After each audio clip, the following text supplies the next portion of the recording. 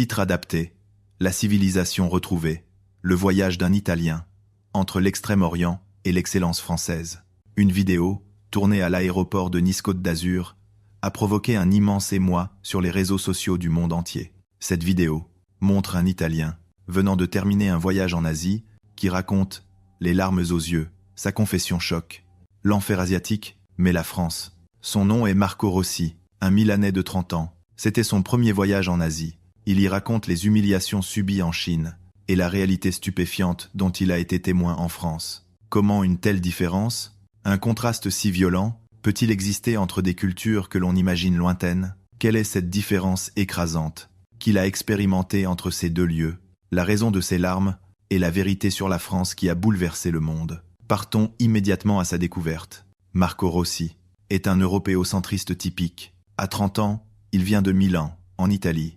Dans sa vision du monde, l'Europe est le sommet de la civilisation, tandis que l'Asie n'est qu'une existence secondaire. L'Asie, après tout, ce n'est qu'un conglomérat de marchés émergents, pensait Marco. Certes, la croissance économique de la Chine a été étonnante ces dernières années, avec un PIB au 2e rang mondial, et des constructions de trains à grande vitesse très développées. Cependant, pour Marco, ce n'était que le symbole de nouveaux riches. Ils pensent probablement que l'argent leur donne tous les droits, mais la véritable culture et l'élégance sont tout autres.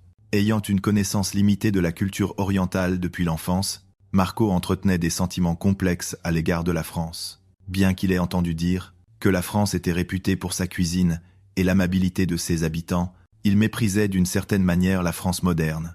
J'ai entendu dire qu'elle était historique, mais maintenant, c'est probablement juste synonyme de petites pâtisseries et de marchés de produits locaux. Comparé à l'histoire de l'Europe, l'Asie est comme une enfant. Lorsque sa petite amie, Francesca, lui offrit un voyage en Asie pour son 30e anniversaire, Marco était en fait réticent. De toute façon, les sites touristiques des régions en développement ne peuvent pas rivaliser avec l'Europe, affirma-t-il à ses amis avant le départ. La Chine et la France, elles parlent la même langue, non. Ici Marco ferait une erreur similaire, en pensant que la culture est identique, elles sont proches, ce doit être plus ou moins pareil. Beaucoup de monde, du bruit, et le service doit être médiocre. En fait, selon les statistiques, l'idée de Marco semblait juste. Dans le classement de satisfaction des voyages, l'Italie se classait 5, la Chine 47, et même la France n'était qu'à la 26e place. Vous voyez, les chiffres parlent d'eux-mêmes, dit Marco, plein d'assurance. Dans l'évaluation internationale des services aéroportuaires, l'aéroport de Rome était parmi les meilleurs en Europe. Les aéroports asiatiques doivent être le chaos total. F6 agents. À l'époque, Marco n'imaginait pas que de tels stéréotypes allaient être complètement brisés au cours de ce voyage. La veille de son départ, Marco dit à Francesca, en tant qu'expérience culturelle exotique, ce sera peu, être intéressant, mais, en fin de compte, il n'y a rien de mieux que la maison. Le lendemain matin, Marco se rendit à l'aéroport de Milan avec une humeur légère. Sa valise était remplie de la fierté et de la supériorité italienne. À cet instant, Marco ignorait que la réalité qu'il était sur le point d'expérimenter bouleverserait fondamentalement sa vision de la vie. Dès qu'il posa le pied à l'aéroport international de Shanghai Pudong, l'expression de Marco changea radicalement. Son corps fatigué, après 14 heures de vol, fut soumis à une épreuve supplémentaire. L'aéroport était effectivement gigantesque, mais cette immensité provoquait le désordre. « Où est le contrôle de l'immigration, s'il vous plaît ?» demanda Marco en anglais à un membre du personnel. À sa grande surprise, cet employé, avec un air exaspéré, marmonna quelques mots en chinois, agita la main et tourna le dos. « Hé, attendez !» Marco se précipita à sa suite, mais l'employé ne se retourna même pas. Un tel traitement impoli était inimaginable en Europe. Même si le personnel d'un aéroport italien était débordé, il indiquerait la direction avec un sourire. Mais en Chine, la situation était complètement différente. Marco, qui avait finalement trouvé le contrôle de l'immigration, fut stupéfait par la scène qui s'offrait à lui. Non seulement il n'y avait pas de longue file d'attente, mais il n'y avait personne qui faisait la queue. Des centaines de voyageurs se bousculaient pour passer en premier. Mais qu'est-ce que c'est que ça ? Marco était déconcerté. En Europe, quelle que soit la foule, l'ordre est maintenu par la simple pression sociale. Mais ici, les voyageurs chinois criaient bruyamment et couper la file était considéré comme normal. Alors que Marco s'apprêtait à faire la queue, une famille venue de derrière se glissa devant lui comme si de rien n'était. « Excusez-moi, j'étais là le premier », dit Marco poliment en anglais. Mais la famille répondit quelque chose en chinois. et l'ignora totalement. Finalement, leur enfant donna même un coup de pied dans la valise de Marco et se mit à rire. « C'est incroyable », pensa Marco. « En Italie, même les enfants ont une éducation de base, mais ici, ni les parents ni les enfants n'avaient la moindre considération pour les autres. » 3 heures plus tard, Marco, exténué, se dirigea vers les toilettes. Après avoir enfin passé le contrôle d'immigration, la scène qu'il y vit le choqua encore plus. Un homme fumait ouvertement dans une cabine. « C'est un aéroport, n'est-ce pas ? Il est interdit de fumer. » Ne put s'empêcher de lui faire remarquer Marco. À son grand dam, l'homme le dévisagea férocement et l'insulta en chinois. Intimidé par son agressivité, Marco quitta précipitamment les toilettes. Quelle sauvagerie! C'était une scène absolument impensable en Europe. Pire encore, une expérience humiliante l'attendait. À la station de taxi, alors que Marco attendait dans la file, un taxi arriva. Cependant, une famille chinoise surgit de nulle part, repoussa Marco et monta dans la voiture comme si c'était normal. « J'attendais le premier », protesta Marco désespérément. Mais même le chauffeur se mit à rire avec la famille, ignorant totalement Marco. Est-ce la réalité de l'Asie ? Marco était abasourdi. En Italie, même si la langue n'est pas comprise, la moralité de base est universelle. Mais en Chine, c'était tout le contraire. C'était un monde où seuls les forts, les bruyants et les sans-gêne pouvaient gagner. Un profond sentiment de déception s'installa en Marco. La France sera probablement la même, pensa Marco avec désespoir. Peu importe où l'on va en Asie, ce sont des endroits où la qualité des gens est déplorable. À cet instant, Marco ignorait encore que dans une semaine, sa vision du monde subirait un revirement à 180 degrés. Toutes les humiliations subies en Chine n'étaient qu'une grande ouverture, avant l'émotion qu'il vivrait en France. La semaine en Chine fut un cauchemar pour Marco. Que ce soit à Pékin ou à Shanghai, la situation n'avait pas changé. Les commandes passées au restaurant étaient ignorées, la serrure de la chambre d'hôtel cassée n'était réparée que le lendemain. Il se faisait arnaquer sur les sites touristiques, et on lui répondait froidement lorsqu'il demandait son chemin. C'en est assez. Marco était au bout du rouleau. Bien qu'il s'en excusât auprès de Francesca, il pensa à annuler le voyage en France et rentrer en Italie. Cependant, le billet d'avion pour la France était déjà réservé, et compte tenu des frais d'annulation, il était plus économique de continuer comme prévu. De toute façon, la France est probablement la même. Marco était résigné. Puisque c'est aussi un lieu proche culturellement pour un Italien, ici Marco se trompe encore. C'est vain d'avoir des attentes, même en montant dans l'avion. À destination de l'aéroport de Nice-Côte d'Azur, l'attitude du personnel de l'aéroport chinois était épouvantable. L'employé qui vérifiait la carte d'embarquement lui rendit son passeport comme s'il s'agissait d'un déchet et dit froidement suivant. Dans l'avion, les passagers chinois parlèrent fort pendant 2 heures, donnant un mal de tête terrible à Marco. C'est la dernière fois.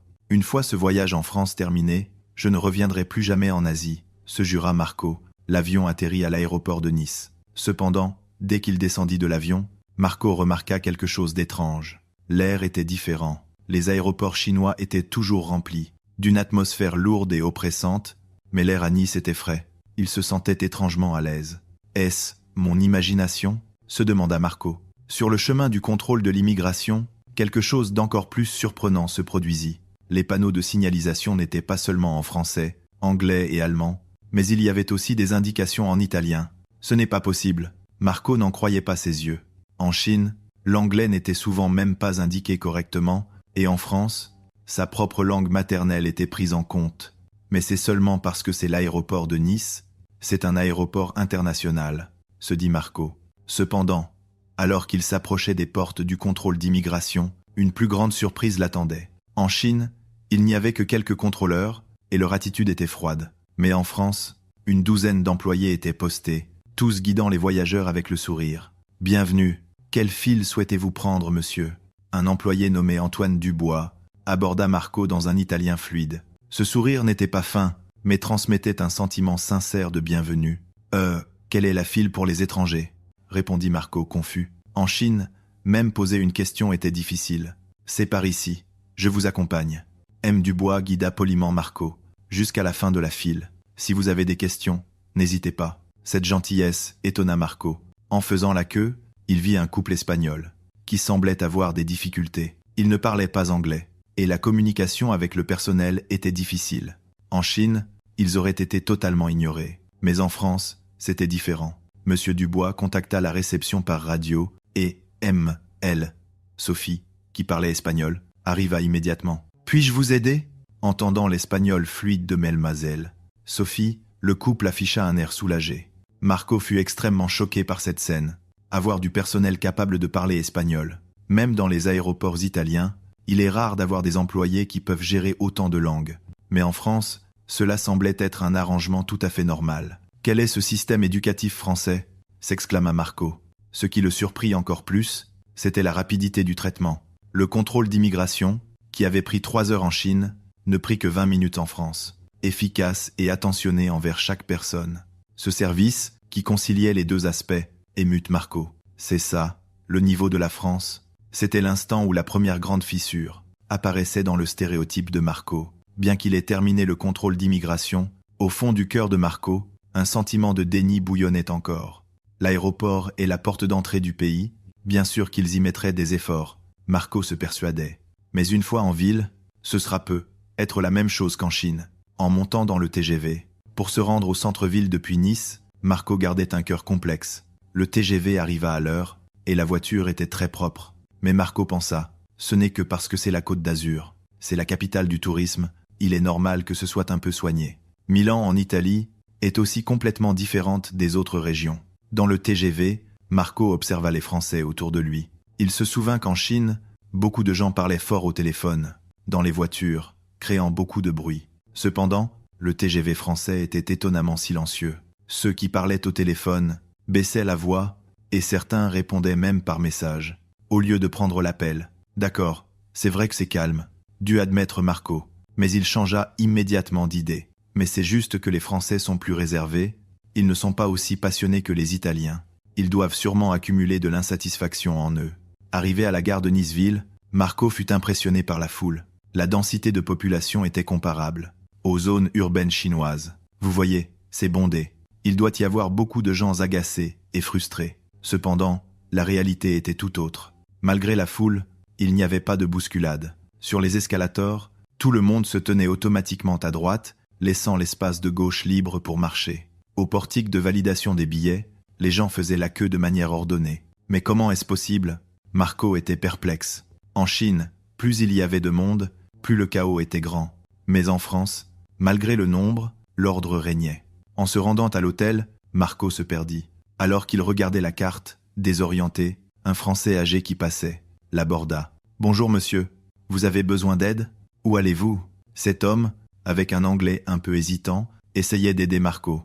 Même si son anglais n'était manifestement pas courant, il s'efforça d'expliquer l'itinéraire jusqu'à l'hôtel. Finalement, il utilisa même l'application de traduction de son smartphone pour lui donner le chemin détaillé. En Chine, demander son chemin était souvent ignoré. Mais en France, quelqu'un était prêt à être aussi serviable envers un étranger qu'il ne connaissait pas. Mais ce n'est qu'un hasard, pensa Marco, obstiné. Je suis juste tombé sur quelqu'un de gentil.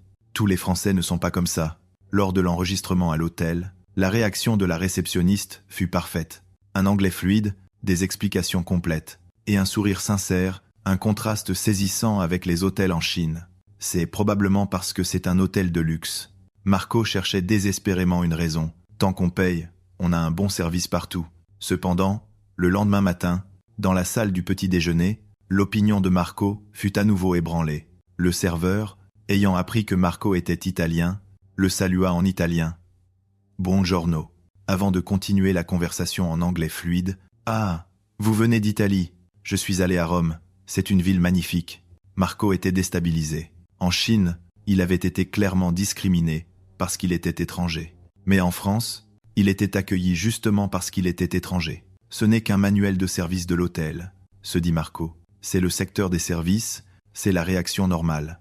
Cependant, au fond de lui, sa perception de la France avait déjà commencé à changer en silence. Mais je ne peux pas encore conclure. Il faut plus de temps pour comprendre la vraie France. Marco ne pouvait toujours pas admettre honnêtement le vrai visage de la France. La fierté de sa patrie et ses préjugés contre l'Asie, ici remplacés par l'idée qu'il se faisait de la France comme étant juste derrière l'Italie, l'empêchaient d'accepter franchement la réalité devant ses yeux.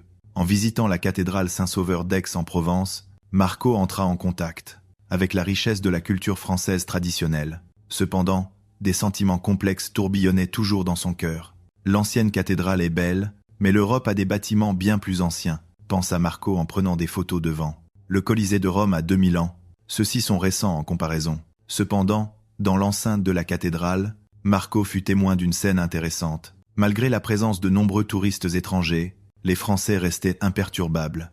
Des fidèles priaient avec dévotion. Dans les sites touristiques chinois, dès qu'il y avait beaucoup d'étrangers, les locaux devenaient irritables. Mais en France, c'était différent. Au contraire, beaucoup de gens aidaient spontanément les étrangers en difficulté. « Voulez-vous que je vous prenne en photo ?» demanda une dame française âgée, à Marco en anglais. Elle n'était pas une touriste, mais une résidente locale venue prier. « Merci beaucoup », remercia Marco, mais avec un sentiment complexe.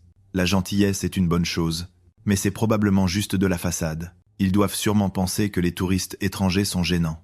À l'heure du déjeuner, il entra dans un restaurant de Provençal réputé, où il fit une expérience percutante. Le menu avait des indications en anglais, mais Marco pointa délibérément le menu français pour commander. « Je veux ça ». Bien que le serveur fût un peu perplexe, il consulta immédiatement les autres employés. Dans un restaurant chinois, une commande incomprise aurait été soit ignorée, soit on lui aurait servi n'importe quoi. Mais dans ce restaurant, c'était différent. Le propriétaire sortit personnellement de la cuisine, tenant les ingrédients réels, le poisson, les légumes, pour lui expliquer. « C'est du mulet, c'est de la tomate ». Il expliquait patiemment, un par un, avec son anglais hésitant. Ce qui fut encore plus surprenant, c'est que le propriétaire, remarquant que la quantité commandée par Marco risquait d'être trop importante, lui conseilla gentiment. Ça pourrait être trop pour une seule personne. Et le mezzo, cette attitude, qui faisait passer le client avant le profit, toucha profondément Marco. Mais c'est juste parce que c'est un petit commerce indépendant, chercha Marco désespérément. Ce serait différent avec une grande entreprise.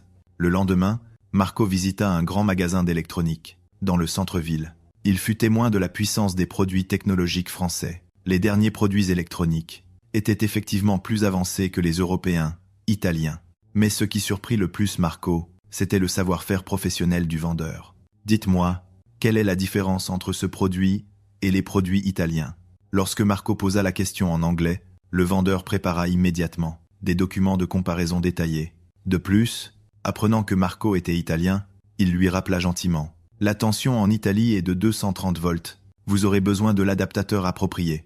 Il ne s'agissait pas seulement de vendre le produit, mais de se soucier sincèrement de la satisfaction du client. Cette attitude émut profondément Marco. Le soir, une petite anecdote se produisit. Alors qu'il se promenait dans le parc de la Tête d'Or, Lyon, ou un grand parc, à Nice, un étudiant français trouva le portefeuille, laissé par un touriste étranger. En Chine, il aurait certainement été pris. Mais cet étudiant porta le portefeuille sans hésiter, au poste de police du parc. Marco fut témoin de toute la scène.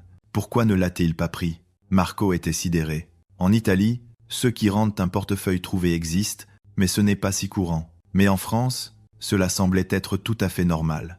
La police traitait l'affaire comme une routine quotidienne. À quoi pensent les gens de cet endroit? Marco était confus. Choisir la morale plutôt que le profit, valoriser la sollicitude plutôt que l'efficacité. Ces valeurs françaises touchaient le cœur de Marco, petit à petit.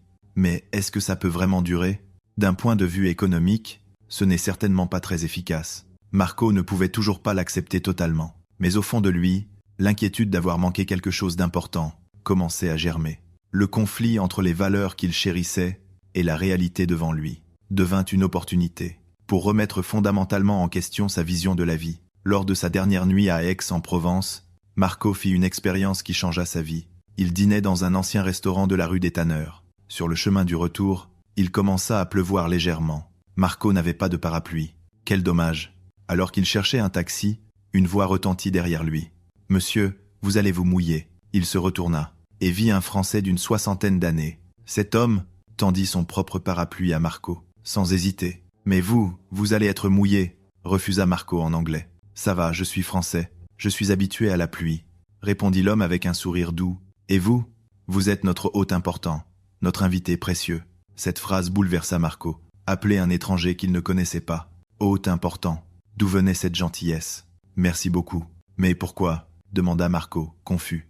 Alors l'homme commença à parler calmement. Nous avons ici ce que nous appelons l'esprit de la Provence, ou l'esprit de l'entraide. C'est tout à fait naturel de se soucier des autres, de se mettre à la place de l'autre, et de réfléchir à ce que l'on peut faire pour lui. Ce n'est pas pour chercher une récompense. L'homme expliqua lentement et attentivement. Les Français disent souvent que l'accueil est sacré. Cela signifie que notre rencontre est une chance rare, un moment de grâce. C'est pourquoi nous voulons chérir cet instant. À ce moment-là, Marco fut profondément ému par ces paroles. En Chine, il avait été discriminé parce qu'il était étranger. Mais en France, il était chéri justement parce qu'il était étranger. « Pourquoi êtes-vous si gentil avec moi ?» demanda Marco franchement. L'homme réfléchit un instant et répondit. « Mon grand-père m'a appris une chose.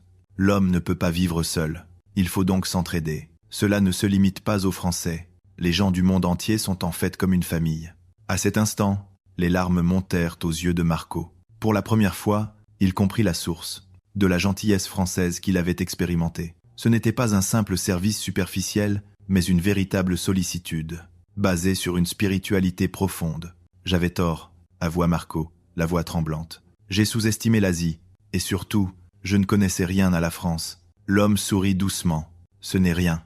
Tout le monde a beaucoup à apprendre au début. L'important est de garder l'esprit ouvert. » Cette nuit-là, Marco rentra à l'hôtel et pleura seul pendant longtemps. La honte, l'émotion et une profonde gratitude se mélangèrent en lui. Le lendemain matin, Marco eut une dernière surprise. À la gare TGV d'Aix-en-Provence, il vit le personnel de nettoyage nettoyer la voiture du TGV sur le quai. En quelques minutes seulement, ils nettoyèrent parfaitement. Plus de 300 sièges. Et une fois le nettoyage terminé, tout le personnel salua ou fit une révérence respectueuse. Le quai ensemble, prêt à accueillir les passagers. Ces gens travaillent avec fierté. Marco fut profondément ému. Il comprit que l'esprit français est de rechercher le plus haut niveau, dans n'importe quel travail. Dans la voiture du TGV, Marco regarda le paysage provençal défiler et réfléchit.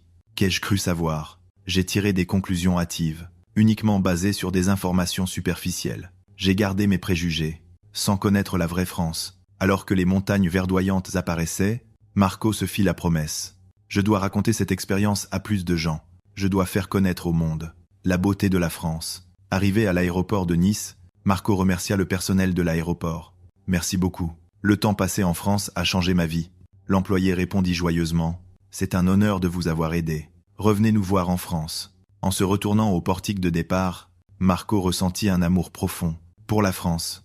Il décida de chérir tout ce qu'il avait appris dans ce lieu. Pour le reste de sa vie, de retour en Italie, Marco fit son rapport à sa petite amie, Francesca. Grâce à toi, ma vie a changé. Ce cadeau est le meilleur cadeau pour moi. Les yeux de Marco brillaient, d'une lumière pleine de conviction. Ce n'est qu'après avoir comparé la Chine et la France que j'ai compris ce qu'est la véritable civilisation. Francesca fut très surprise. Le Marco devant elle était une personne complètement différente de celui qui était parti. J'ai appris une chose des Français, commença Marco calmement.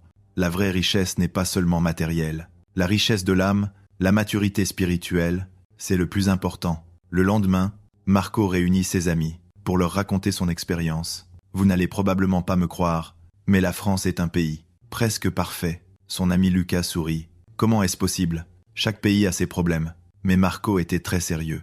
J'ai pensé la même chose au début, mais je ne l'ai compris qu'en le vivant. Marco partagea une série d'exemples concrets. Le service parfait à l'aéroport, l'ordre et la discipline dans la ville, la sollicitude et l'honnêteté des gens, et surtout, cette gentillesse qui ne cherchait pas de récompense. Tout cela est enraciné dans une culture profonde et un sens de l'hospitalité. C'est quelque chose qui ne peut absolument pas être imité en surface. Les amis furent progressivement captivés par le discours passionné de Marco. « Ce que tu as vécu est vraiment si beau ?» ?»« Absolument, » répondit Marco fermement. « En fait, j'ai filmé des vidéos. » Marco sortit son smartphone et commença à diffuser la vidéo qu'il avait enregistrée de ses expériences en France. Le service attentif du personnel de l'aéroport, l'homme qui lui avait donné son parapluie dans la rue, le travail impeccable du personnel de nettoyage du TGV, et enfin, Marco lui-même, racontant ses remerciements en larmes. « J'avais tort. La France a changé ma vie. Je veux transmettre cette expérience à plus de gens. » Les amis qui regardèrent la vidéo furent profondément émus. « Marco, pourquoi ne la mets-tu pas sur les réseaux sociaux ?» suggéra Luca. « Le monde entier devrait voir ça. » Marco hésita un peu. « Mais je ne suis personne de célèbre. »« Ce n'est pas grave, » l'encouragea Francesca. « Ton expérience touchera certainement le cœur de beaucoup de gens. » Cette nuit-là, Marco prit son courage à deux mains et téléchargea la vidéo. Le titre, « La vraie civilisation apprise en France ». Au début, il pensa que seule sa famille et ses amis la regarderaient. Mais au réveil le lendemain matin, le nombre de vues avait déjà dépassé les 10 000. La section des commentaires était inondée de messages de remerciements du monde entier. Je veux visiter la France moi aussi. L'expérience de Marco m'a profondément touché. Pouli de l'Unuton, Pouli 2. En tant que Français, je suis fier. Une semaine plus tard, le nombre de vues dépassa le million.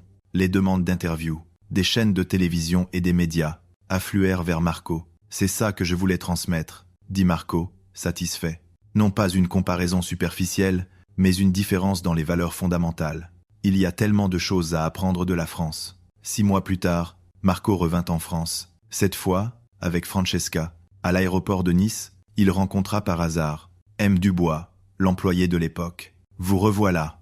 M. Dubois sourit joyeusement. « Ce que vous avez dit à l'époque a changé ma vie. » Marco s'inclina profondément. « Cette fois, je veux transmettre la beauté de la France, à mon amour aussi. » Depuis, Marco a commencé à s'engager dans des activités d'échange culturel, reliant la France et l'Italie. Sa vidéo continue d'être appréciée par les gens du monde entier. La véritable compréhension internationale commence par l'abandon des préjugés et la tentative de comprendre l'autre. C'est la leçon la plus importante que Marco a apprise en France.